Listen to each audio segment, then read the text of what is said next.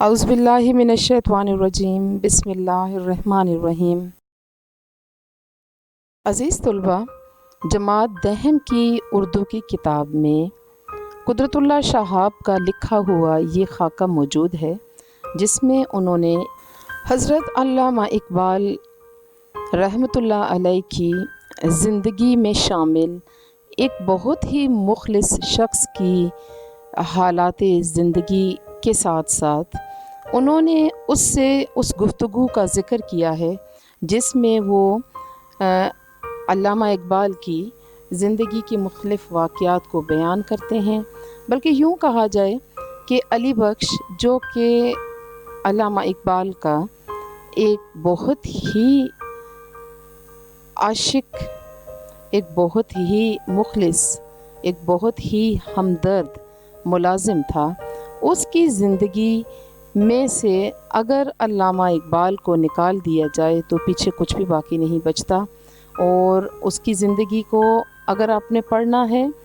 تو اس سے علامہ اقبال کے حالات زندگی کے بارے میں سوالات کیجئے تو وہ خود تو کہیں بھی نظر نہیں آئے گا۔ ہاں، آپ اس کے ایک ایک لفظ سے اقبال کی شخصیت و کردار، ان کے اعمال و افکار اور ان کے کارناموں سے واقف ہوتے چلے جائیں گے۔ ان کا یہ خاکہ قدرت اللہ شہاب کی بہت ہی دلچسپ کتاب شہاب نامہ سے لیا گیا ہے۔ آئیے مصنف کے بارے میں کچھ جانتے ہیں۔ قدرت اللہ شہاب 1941 میں ICS کے مقابلے کے امتحان میں جب کامیاب ہوئے تو انڈین سول سروس میں شامل ہو گئے، اور جب قیام پاکستان کا تمام تر حالات مکمل ہو گئے تو انہوں نے ابتدائی جو 2 برس تھے، پاکستان کی ابتدا کے جو 2 برس تھے، اس میں حکومت آزاد کشمیر کے وہ سیکرٹری جنرل رہے، اور پھر اس کے بعد وزیر اطلاعات و نشریات حکومت پاکستان، اور پھر ڈپٹی سیکرٹری، اور جنگ میں ڈپٹی کمشنر رہے۔ اور جب وہ جنگ میں ڈپٹی کمشنر تھے تو اس وقت ان کی ملاقات علی بخش سے ہوئی تھی، اور علی بخش سے ان کی بات چیت ایک گاڑی میں بیٹھے ہوئے ہوئی، کیونکہ علی بخش کا زمین کا ایک مسئلہ تھا، اس کو حل کرنے کے سلسلے میں وہ انہیں لے کر جا رہے تھے، تو ان سے جو بات چیت ہوئی اس کو انہوں نے بڑے ہی خوبصورت انداز میں تحریر کیا ہے۔ قدرت اللہ شہاب کیونکہ حکومتی اہلکاروں کے ساتھ اور بڑے بڑے وزراء صدور کے ساتھ کام کرتے رہے، تو ان کی زندگی کے بارے میں ان کی بہت سی باتوں کو انہوں نے اپنی اس کتاب کو شہاب نامہ میں تحریر بھی کیا ہے۔ اور گورنر جنرل غلام محمد، صدر سکندر مرزا، صدر ایوب خان، اس کے علاوہ جو ہالینڈ میں پاکستان کے وہ سفیر رہے، ان تمام ادوار کو انہوں نے بہت ہی دلچسپ انداز میں اپنی اس کتاب میں لکھا ہے۔ یہ قدرت اللہ شہاب کی آٹو بایوگرافی ہے، یعنی یہ ان کی اپنے ہاتھ سے لکھی گئی آپ بیتی ہے، اور بہت ہی صغیم یعنی کہ بہت موٹی جلد والی یہ کتاب ہے، اور بہت ہی دلچسپ، کسی قصے، کہانی، افسانے اور ناول سے بھی زیادہ دلچسپ اور مزیدار ہے۔ جو شخص بھی اس کو ایک دفعہ پڑھتا ہے زندگی میں، پھر وہ اسے کئی دفعہ پڑھتا ہے، اور ہر دفعہ ایک نیا لطف اٹھاتے ہیں ہم لوگ اس کو پڑھتے ہوئے۔ قدرت اللہ شہاب کی زندگی کے تمام تر حالات، ان کے بچپن سے لے کر قیام پاکستان کے بعد، اور اس کے بعد جب تک وہ حیات رہے، آپ کو یہاں پر نظر آئیں گے۔ قدرت اللہ شہاب کا انداز بیان بہت ہی دلچسپ ہے، اور لکھنے کا آغاز انہوں نے جب کیا تو ابن انشا نامی ایک رائٹر ہیں، وہ بھی اپنے نام کی وجہ سے بہت شہرت رکھتے ہیں، اپنے کام کی وجہ سے بہت شہرت رکھتے ہیں، تو ابن انشا کو انہوں نے اپنی اس ڈائری کے کچھ پیجز دکھائے تو وہ ہنسنے لگے، اور انہوں نے کہا کہ آپ یہ جو کچھ تحریر کر رہے ہیں، آپ کے خیال میں یہ کیا چیز ہے؟ تو وہ کہنے لگے کہ یہ اگرچہ میں نے اپنی معلومات کے لیے لکھا ہے، مگر جب میں اس کو کتابی شکل میں پیش کروں گا تو مجھے امید ہے کہ یہ بہت ہی قابل تعریف چیز بن جائے گی۔ ابن انشا نے جب قدرت اللہ شہاب کی اس کتاب کے چند صفحات، جو کہ دراصل ان کی ڈائری تھی، پڑھے تو کہنے لگے کہ اپنی ڈائری کی یہ خفیہ نویسی کو بے نقاب کرو اور دل جمی سی ایک کتاب لکھو۔ میں تو اسے پڑھنے کے لیے شاید زندہ نہ رہوں گا، لیکن میری روح یہ سن کر بہت خوش ہوا کرے گی۔ हफ़ीज़ जलंधरी ने एक दफ़ा कुदरतुल्लाह शहाब के बारे में एक बड़ा ही खूबसूरत शेर कहा, जब कहीं इनकलाब होता है कुदरतुल्लाह शहाब होता है। तो इस शेर का बहुत चर्चा हुआ और यूँ तासर दिया गया कि वतन अज़ीज़ पाकिस्तान के इनकलाब में कहीं न कहीं जो गैर कानूनी कार्रवाइयाँ होती रहती हैं, उन सब में कहीं न कहीं कुदरतुल्लाह शहाब का हाथ ज़रूर होता है। और ये हकीकत भी है कि जहाँ जहाँ उन्होंने काम किया और जिन बड़ी शख्सियात के साथ उनका ताल्लुक़ था, ज़ाती शनासाई थी, कोई राब्ता था, तो उनकी शख्सियत के अंदर जो कजी थी, यानी कोई कमी थी, खामी थी, कोई टेढ़ापन था, तो उसको कुदरतुल्लाह शहाब ने कभी भी नज़रअंदाज नहीं किया और उन्हें उसे अपनी डायरी में लिखते रहे, तहरीर करते रहे और एक जरी बहादुर तहरीर करने वालों की तरह उन्होंने उनका सामना किया। हालांकि वो हुकूमत पाकिस्तान के मुलाजिम थे और ये बड़े बड़े सदूर, वज़रा और बड़े बड़े इदारों के सरबराह, गैर मुल्की अफराद और गैर मुल्की इदारों में काम करते हुए उन्होंने कभी भी किसी से भी डर कर रहने की बात ही नहीं की और बड़ी ही बेबाकी से अपनी तहरीर को उन्होंने आखिरकार अपनी इस किताब में, जो कुदरतुल्लाह शहाब की किताब है शहाबनामा और उनकी आप बीती है, उसमें उन्होंने उसे तहरीर कर डाला है। कुदरतुल्लाह शहाब का अंदाज़े बयां सादा है और उनकी तहरीरों में बड़ी जज्बियत और दिलकशी है, यानी कि वो आपके अंदर जज्ब हो जाती हैं, आपके जज्बात और एहसासात को मुतासिर करती हैं। उन्हें ज़बान और बयान पर दस्तरस हासिल है। अंग्रेज़ी ज़बान के तो वो ख़ुद उस्ताद भी रहे और उर्दू ज़बान पर भी उन्हें अबूर हासिल था। इसके अलावा जहाँ जहाँ भी उन्होंने काम किया, वहाँ वहाँ की यादों को उन्होंने अपनी इस किताब में लिखते चले गए। फिर जब पाकिस्तान बना और उसके बाद बहुत से लिखने वालों की तंजीमें बनी और फिर उन्हें वहाँ पर जनरल सेक्रेटरी भी मुकर्रर किया गया, जिससे अंदाज़ा होता है कि उन्होंने कभी किसी बड़े शख्स की कासलीसी नहीं की और उन्होंने अपनी ज़िंदगी में जो कुछ देख उसे खूब से खूब तर लिखा। और ये ऐसी किताब है कि अगर बेहतरीन किताबों में से कुछ किताबों को सिलेक्ट किया जाए, मुंतखब किया जाए, तो कुदरतुल्लाह शहाब की ये आप बीती कभी भी नज़रअंदाज नहीं हो सकती है। कुदरतुल्लाह शहाब की इस किताब शहाबनामा में उन्होंने इकबाल जुर्म के नाम से इब्तदाई कुछ सफ़ात में अपनी शख्सियत के बारे में कुछ अपनी आरा का या अपने बारे में कुछ तखमीनों और अंदाज़ों का ज़िक्र किया है। आइए उनमें से दो चार मैं आपको सुनाती हूँ। कहते हैं कि दीन के बारे में मैं कभी भी शक व शुबे या तज़ब्ज़ुब में गिरफ़्तार नहीं हुआ। दीन के मुतल्लिक़ मेरा इल्म महदूद और अमल महदूद तर है, यानी जानता तो मैं दीन को हूँ मगर बहुत कम और अमल मेरा उससे भी बहुत कम है। इसके बावजूद अल्लाह ताला ने अपनी बेनियाज़ी से मुझे इस्लाम की बाज़ झलकियों की नेमत से नवाजा है। इसके अलावा वो कहते हैं कि मैंने कभी भी तन्हाई के एहसास को अपने ऊपर हावी नहीं होने दिया। फिर वो कहते हैं कि मैं अकेले ज़्यादा खुश रहता हूँ। कहते हैं खुशकिस्मती से मुझे बहुत ही अच्छे दोस्तों की रफ़ाकत यानी उनका साथ नसीब हुआ, जिसमें उन्होंने बहुत बड़े बड़े लोगों का नाम लिया है, मसलन इब्न इंशा, मुमताज़ मुफ्ती, बानो कुदसिया, इशफाक अहमद, वासिफ़ अली वासिफ़ साहब, जमीलुद्दीन आली। इसी तरीके से उन्होंने बहुत ही अच्छे अच्छे लोगों का नाम लेकर बताया है कि इनकी मोहब्बत, खुलूस, एहतराम और एतमाद के वजह से मेरी ज़िंदगी में ये खूबसूरत रंग नज़र आते हैं। कहते हैं कि मैंने दुनिया भर के दर्जनों सरबराहान मुमलिकत, वज़राए आज़म और बादशाहों को कई कई मरतबा काफ़ी करीब से देखा है, लेकिन मैं किसी से मरऊब नहीं हुआ और ना किसी में मुझे उस अज़मत का निशान ही नज़र आया जो जंग शहर में शहीद रोड के फुटपाथ पर फटे पुराने जूते गांठने वाले एक मोची में दिखाई दिया। यही वजह है कि उन्होंने अली बख्श की शख्सियत को लिखा और उससे मुतासिर नज़र आए। कुदरतुल्लाह शहाब कहते हैं कि मैं एक दूर उफ्तादा, पसमानदा और सादा माहौल से निकल कर ज़माने के सबसे बड़े सिविल सर्विस के मुकाबले के इम्तिहान में आ बैठा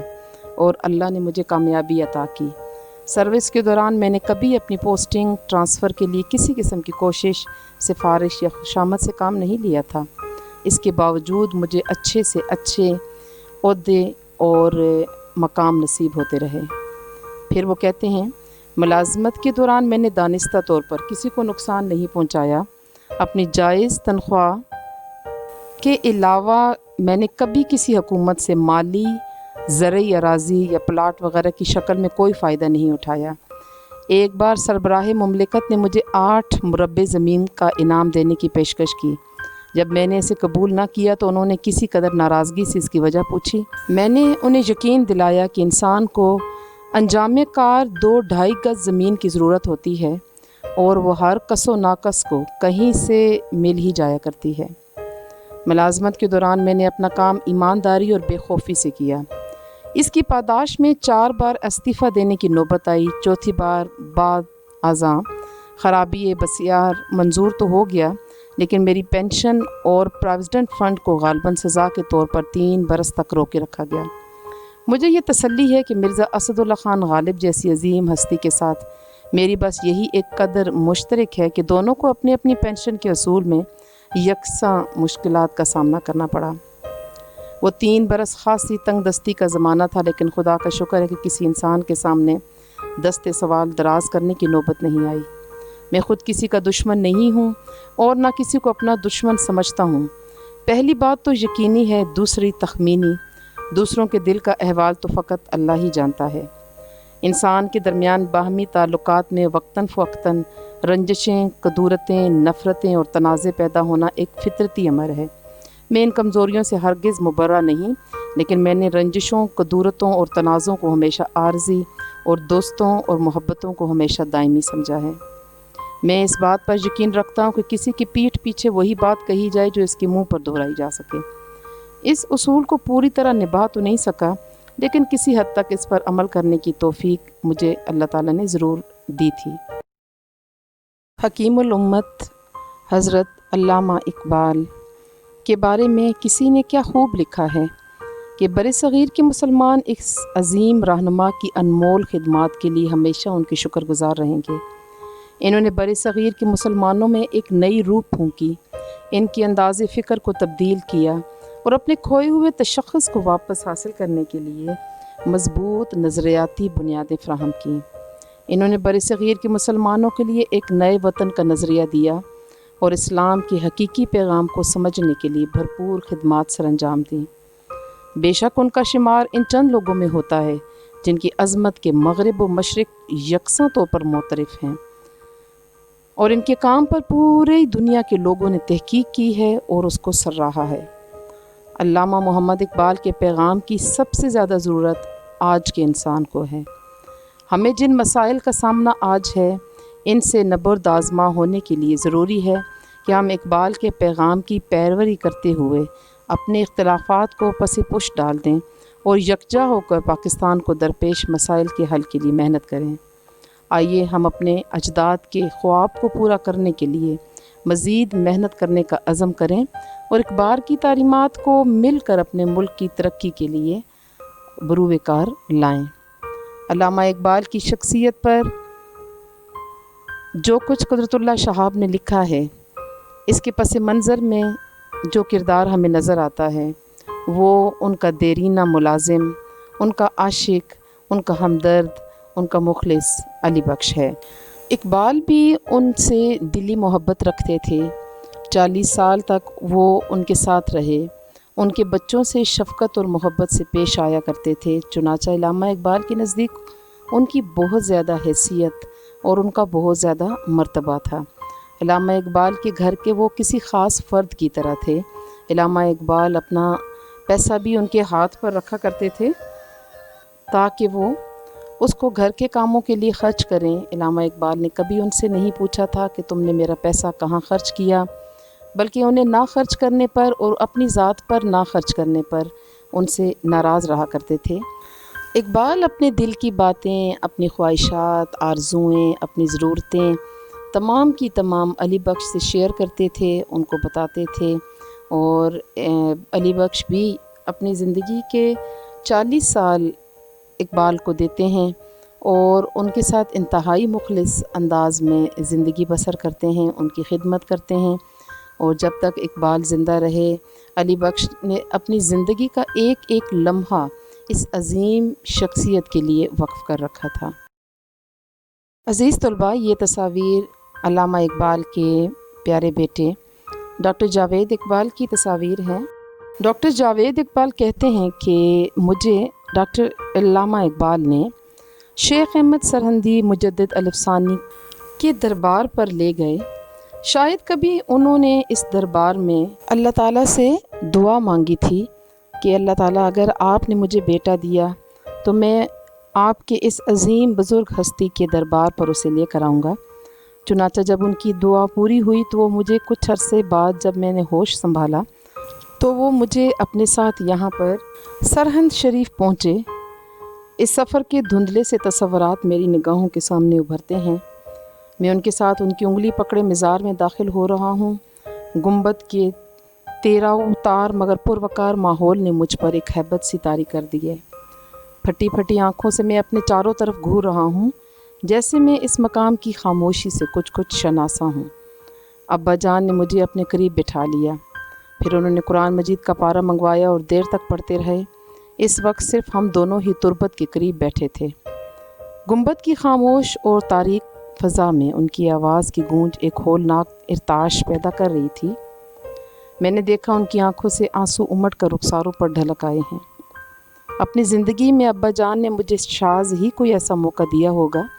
جس میں ان کی شفقت یا الفت کا اندازہ لگایا جا سکتا ہو، انہیں جو کہ میری ذات سے تھی۔ والدین بچوں کو اکثر پیار سے بھینچا کرتے ہیں، انہیں گلے سے لگاتے ہیں، انہیں چومتے ہیں، مگر مجھے ان کے خال و خط سے کبھی اس قسم کی شفقت پدری کا احساس نہ ہوا۔ بظاہر وہ بہت کم گو سرد مہر سے دکھائی دیتے تھے۔ مجھے کبھی گھر میں منہ اٹھائے ادھر ادھر بھاگتے دوڑتے دیکھتے تو مسکراتے بھی تو مربانہ انداز سے، گویا کوئی انہیں مجبور کرنے پر ایسا وہ کر رہے ہیں، اور اکثر اوقات تو میں نے اپنی آرام کرسی یا چارپائی پر آنکھیں بند کیے اپنے خیال میں مستغرق پاتا۔ اس سے یہ نتیجہ عکس کرنا کہ انہیں مجھ سے محبت نہ تھی سراسر غلط ہے۔ ان کی محبت کے اظہار میں ایک اپنی طرز کی خاموشی تھی جس میں افوان شواب کے وقتی ہی جان کا فقدان تھا، یا اس کی نوعیت فکری مختلف تھی جس کی پہنچ تک میرا اہلیت نہیں پہنچ پا رہی تھی اور میرا ذہن اس کو اپنے قابو میں نہیں رکھ پاتا تھا۔ ڈاکٹر جاوید اقبال نے علامہ اقبال کی شخصیت کا اس رخ سے پردہ اٹھایا ہے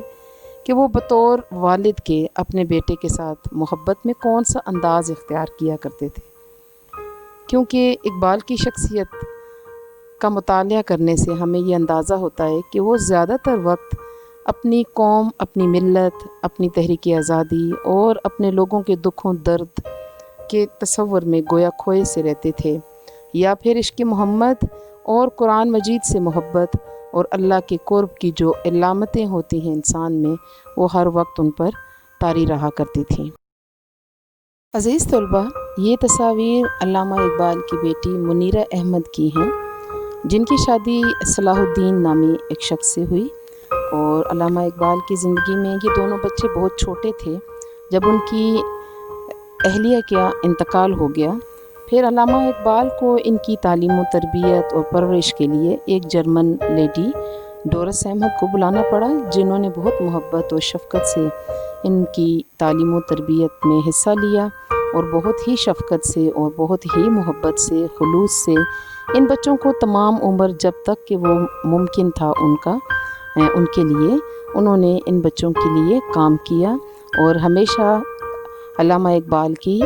خاندان کا ایک حصہ رہی۔ عزیز طلباء، آپ اس تصویر میں جاوید اقبال اور منیرہ احمد کو خوشگوار موڈ میں ایک جگہ کھڑے ہوئے دیکھ رہے ہیں، اور ساتھ ہی ان کی بچپن کی تصویر ہے۔ جاوید اقبال سینئر جسٹس رہے ہیں، اور ان کی ایک اسپیشل پہچان ہے پوری دنیا میں، کیونکہ انہوں نے اکثر جرنلز ایسے لکھے ہیں، ایسے تبصرے کیے ہیں اخبارات میں، اور ایسی تحریریں لکھی ہیں جس میں ماڈرن اسلامک فلسفی کو انہوں نے واضح کیا ہے، اور اس کے علاوہ انہوں نے فلسفی آف لا کو واضح کیا ہے، جس کی وجہ سے پوری دنیا میں لوگ ان کو جانتے ہیں۔ وہ سینئر جسٹس رہے ہیں سپریم کورٹ آف پاکستان کے، اور اپنے خاص فلسفانہ انداز فکر اور علامہ اقبال کے بیٹے ہونے کے ناطے ان کا دنیا میں ایک خاص مقام نظر آتا ہے۔ آپ کو حکومت پاکستان کی طرف سے ہلال امتیاز سن 2004 میں مل چکا ہے، اور علامہ اقبال کے بیٹے ہونے کے ناطے سے ان کی بے انتہا عزت پوری قوم کے دلوں میں موجود ہے، اور آپ نے اپنی زندگی بہت مصروف گزاری، اور آپ نے جو کچھ بھی کیا اس کے پس منظر میں ضرور ہی ہمیں پاکستانیت نظر آتی ہے، اور ہم اقبال کی طرح تو ان سے امیدیں وابستہ نہیں کر سکے تھے، اور ان کے اپنی ایک خاص زندگی اور طرز حیات کا ایک انداز تھا، مگر جن کے وہ بیٹے تھے ان کے لیے مسلمانوں کے دل میں ایک خاص عقیدت پائی جاتی ہے۔ علامہ اقبال کے آخری ایام میں زندگی میں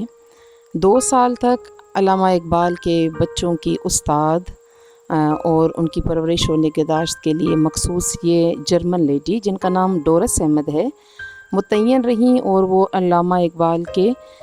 گھر یعنی کہ جاوید منزل میں 2 سال تک موجود رہیں۔ انہوں نے ان کے بچوں کی نگرانی کی اور ان کی تعلیم و تربیت اور پرورش میں خاص کام کیا انہوں نے، اور وہ جو تھیں وہ علی گڑھ مسلم یونیورسٹی کے ایک پروفیسر کی سالی تھیں، اور علامہ اقبال کے گھر میں موجود رہیں، اور ان کے بچوں کے لیے انہوں نے وہ سب کچھ کیا جو کوئی بھی ماں اپنے بچوں کے لیے کر سکتی ہے۔ تصویر میں نظر آنے والا گھر علامہ اقبال کا گھر تھا، اور اس کا نام ہے جاوید منزل، ابھی بھی موجود ہے، اور بطور میوزیم ہم لوگ یہاں پر جا سکتے ہیں اور علامہ اقبال کی زندگی کے ان پوشیدہ رازوں کو جان سکتے ہیں کہ وہ کس طریقے سے رہتے سہتے تھے، کیسا کھاتے پیتے تھے، کیسے لباس پہنتے تھے، کہاں کس چارپائی کس کرسی پر اٹھتے بیٹھتے تھے، کیسے لوگ ان کے پاس جب آتے تھے تو وہ ان کی مہمان نوازی کرتے تھے۔ علامہ اقبال کی کتابیں، کپڑے، جوتے اور مختلف چیزیں یہاں پر آپ کو سجائی ہوئی نظر آتی ہیں، اور علامہ اقبال کے اس گھر میں انہوں نے اپنی زندگی کے بہت سے ایام گزارے، بڑی بڑی مشہور شخصیات یہاں پر ان سے ملنے آیا کرتی تھیں، اور یہ جو گھر ہے یہ علامہ اقبال کی بیوی نے بنوایا تھا، چنانچہ علامہ اقبال کو شرعی قوانین کا اتنا احساس تھا کہ وہ کہتے تھے کہ میری بیوی نے یہ گھر اپنے بیٹے جاوید اقبال کے نام پر مخصوص کر دیا ہے، تو میں یہاں پر ایسے نہیں رہ سکتا، چنانچہ وہ تمام عمر جب تک وہ حیات رہے انہوں نے جاوید کے نام ایک بینک میں اس گھر کا کرایہ جمع کروایا، اور حیران کن بات یہ ہے کہ وہ کہا کرتے تھے کہ میں یہاں پر بطور کرایہ دار رہتا ہوں جب تک مجھے اللہ تعالیٰ نے زندگی عطا کی ہوئی ہے۔ اور عزیز طلباء، یہ ہیں علی بخش جن پر یہ سبق لکھا گیا ہے، اور جن کو قدرت اللہ شہاب نے ڈپٹی کمشنر ہوتے ہوئے اپنے ساتھ کار میں بٹھایا اور انتہائی عقیدت، محبت اور ہمدردی کے ساتھ ان کا یہ مسئلہ حل کرنے کی کوشش کی، اور ان کو جو چاہت اور محبت اور عقیدت ملا کرتی تھی اس کی وجہ آپ جانتے ہیں کہ وہ علامہ اقبال رحمۃ اللہ علیہ تھے، اور علی بخش خود بھی ایک ایسی شخصیت تھے کہ ان کی زندگی کا مقصد ہی علامہ اقبال کی خدمت کرنا تھا۔ وہ عشق کی حد تک انہیں چاہتے تھے اور ہر لمحہ ان کے خدمت میں حاضر رہا کرتے تھے۔ ان کا اپنا کوئی خاندان نہیں تھا، 40 سال تک انہوں نے علامہ اقبال کے گھر میں رہ کر بے لوث خدمت کی۔ یہ تنخواہ نہیں لیا کرتے تھے، علامہ اقبال زبردستی انہیں کچھ پیسے دیا کرتے تھے اور یہ اس کو ویسے ہی رکھ دیا کرتے تھے، کیونکہ علامہ اقبال نے اپنے گھر کا تمام اخراجات کا اور پیسوں کا حساب بھی ان کے ہاتھ میں دے رکھا تھا۔ اللہ تعالیٰ نے ایک درد مند دل ان کے سینے میں رکھا تھا۔ علامہ اقبال کی خدمت کو انہوں نے اپنی زندگی کا مقصد بنا رکھا تھا۔ علامہ اقبال کے یہ ملازم علی بخش انتہائی سادہ مزاج اور منکسر مزاج انسان تھے، لالچ سے پاک، خلوص سے بھرے ہوئے، عقیدت، محبت اور عشق ان کی زندگی کا ایک ہی نصب و لعن تھا۔ علامہ اقبال کی ہر طریقے سے انہوں نے خدمت کی، یہاں تک کہ اللہ تعالیٰ نے انہیں یہ شرف بھی بخشا کہ یہ ولی اللہ جس کو ہم اقبال کے نام سے جانتے ہیں، اس کی آخری سانسیں بھی ان کی گود میں آئیں اور انہوں نے آخری وقت بھی علامہ اقبال کی خدمت ہی کی۔ علامہ اقبال کے یہ عاشق مزاج ان کے پیارے علی بخش ہی قدرت اللہ شہاب کے اس سبق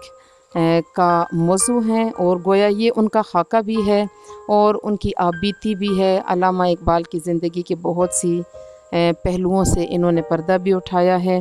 اور یہ بتاتے ہیں کہ علامہ اقبال انتہائی درویش آدمی تھے، اور انہوں نے کبھی مجھے کسی بات پہ ٹوکا نہ ڈانٹا۔ ناراض ہوتے تھے تو اس وجہ سے کہ میں اپنا خیال نہیں رکھا کرتا تھا، اور بعض اوقات میں اپنے آپ کو بھوکا رکھتا تھا کہ میرے مالک کے پیسے خرچ نہ ہوں، اور اس بات پہ اقبال ان سے ناراض رہا کرتے تھے۔ اسی طرح یہ سمجھتے تھے کہ ان کی زندگی کا ایک ایک لمحہ اور ان کی زندگی کے تمام وقت اقبال اور ان کے بچوں کے لیے مخصوص ہے، اور یہ اپنی کئی مربع زمین کے حصول کے لیے بھی گھر سے نہیں نکلا کرتے تھے کہ کہیں جاوید کا نقصان نہ ہو۔ اسی طریقے سے یہ بتاتے ہیں کہ اقبال کو کیا چیز پسند تھی، کیا کرتے تھے، ان کی مصروفیات کیسی تھیں، اٹھنا بیٹھنا، کھانا پینا، کپڑے کیسے پہنتے تھے، کس لوگوں سے ملتے تھے، کیسے مہمان نوازی کرتے تھے، کیسے ان کے گھر کے دروازے ہر وقت لوگوں کے لیے کھلے رہتے تھے، اور ان کی زندگی کا ایک ایک پہلو ان کے سامنے ہے۔ اور اقبال کو سمجھنے میں ان کے ساتھ کیے گئے بہت سے انٹرویوز سے ہمیں بہت زیادہ مدد ملی ہے۔ علی بخش نے 40 سال تک اقبال کی خدمت کی، ان کے نہایت وفادار اور خدمت گزار ملازم تھے، اور انہوں نے ساری عمر شادی نہیں کی۔ سنا ہے کہ انہوں نے شادی کی ہوئی تھی اور ان کی بیوی فوت ہو گئی، اور اس کے بعد انہوں نے تمام عمر شادی نہیں کی اور اپنی زندگی کو اقبال کی خدمت کے لیے وقف کر دیا تھا۔ انہیں حکومت پاکستان نے اقبال کے خاص ملازم ہونے، ان کی خدمت کرنے اور ان کے دیرینہ ملازم ہونے کی وجہ سے لائل پور میں کچھ ایک مربع زمین عطا کی تھی، جس پر اتفاق سے کچھ قبضہ گروپ لوگوں نے قبضہ کر رکھا تھا، اور اسی زمین کا قبضہ دلانے کے لیے ہی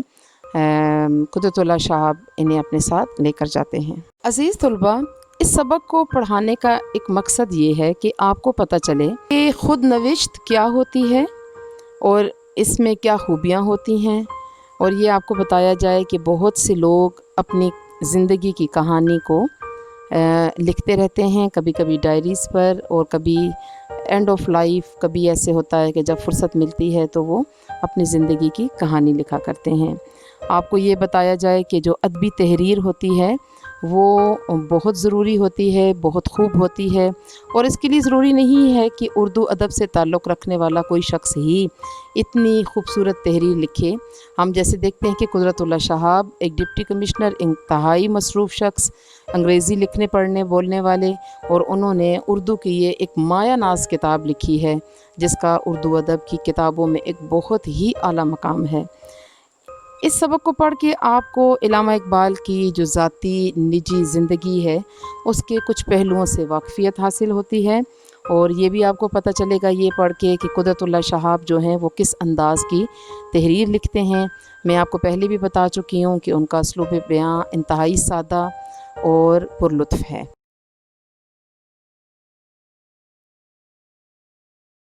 عزیز طلباء، قدرت اللہ شہاب کا لکھا ہوا علی بخش کا یہ خاکہ جو کہ ان کی آپ بیتی شہاب نامہ سے لیا گیا ہے، میں نے اس کو مختصراً آپ کے سامنے بیان کر دیا ہے۔ سبق انتہائی آسان ہے، آپ لوگ اس کو پڑھیں گے تو انشاءاللہ اس کی تفہیم آپ کے لیے مشکل نہیں رہے گی، کیونکہ جو نکات اور جو باتیں میں نے آپ کو بتا دی ہیں، سبق کے اس مختصر خلاصے کی مدد سے آپ انشاءاللہ اس سبق کو سمجھنے میں کوئی دقت محسوس نہیں کریں گے۔ اگر آپ کو کوئی مشکل پیش آئے تو مجھے کمنٹ سیکشن میں ضرور بتائیے گا۔ اس کو پڑھیں، دیکھیں، اور ضرور میرا چینل سبسکرائب کر لیا کریں اور بیل آئیکن ضرور پریس کریں تاکہ آئندہ آنے والے اسباق اور نوٹیفیکیشنز آپ تک پہنچیں۔ اللہ تعالیٰ آپ کو کامیاب کرے۔ میری ہمیشہ آپ کے لیے دعا رہی ہے اور رہے گی، اور میں چاہتی ہوں کہ آپ زندگی کے ہر میدان میں اسی طرح کامیابیاں سمیٹتے رہیں اور اپنے اسکول، اپنے اساتذہ اور اپنے والدین کا نام روشن کریں۔ بہت شکریہ اسٹوڈنٹس، اللہ حافظ۔